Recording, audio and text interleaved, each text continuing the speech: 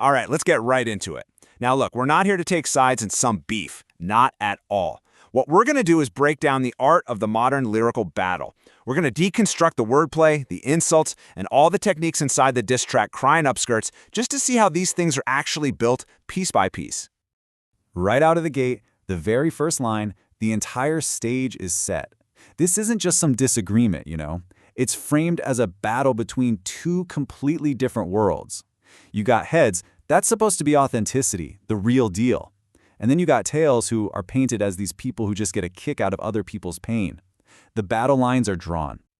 So, what even is a diss track? Well, it's its own art form, really. It has its own history, its own rules. Think of it like a duel, right? But instead of pistols at dawn, the weapons are metaphors, clever insults, and wordplay so sharp it's meant to completely take apart an opponent's reputation right in front of everybody. Every fight starts with the first punch, and in a diss track, that's the direct insult. There's nothing subtle about this. The whole point is to land a clean, heavy hit right from the get-go.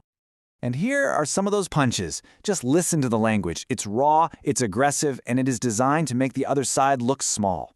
The lyrics aren't just going after one person. They're attacking the whole crew, using words like sissies and crackheads to paint this picture of a weak, dysfunctional group.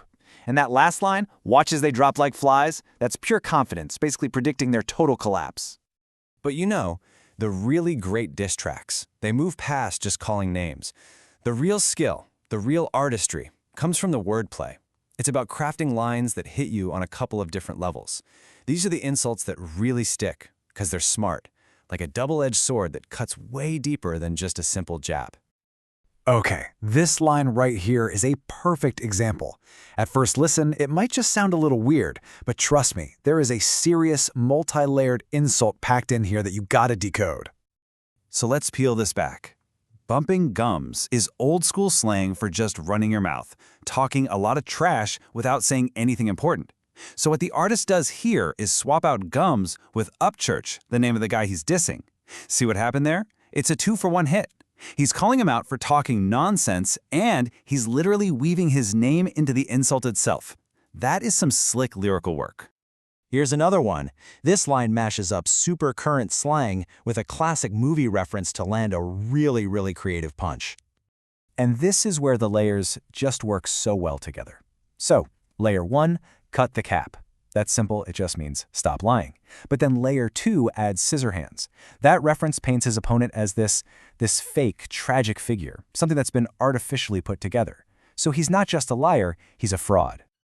Okay, so we've covered direct hits and clever wordplay. But there's another level to this, a technique that's all about total psychological warfare, the mocking impersonation. This is where you don't just insult your enemy, you become your enemy, so you can tear them down from the inside out. I mean, really, how do you get so deep under someone's skin that you actually start to control how people see them? Well, you steal their voice, and then you make them say all the things you're accusing them of. This part right here is just surgical.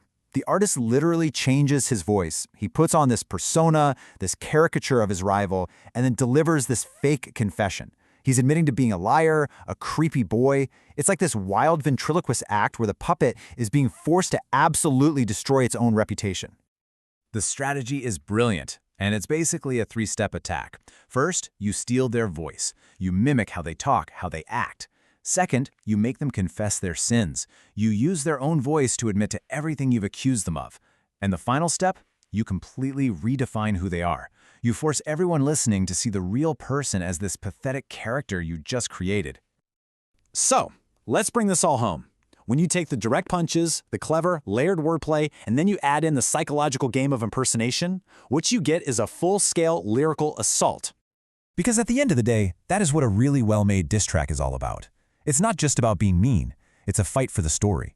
The whole goal is to define your opponent so completely, in such a negative way, that whatever they have to say in response just doesn't matter anymore. You're trying to win the case in the court of public opinion. And that kind of leaves us with a big question, doesn't it? In today's world, with endless replies, reaction videos, social media comments, can a perfectly written diss track actually be the final word on anything? Or is it just the opening argument in a conversation that maybe never ever ends? Something to think about.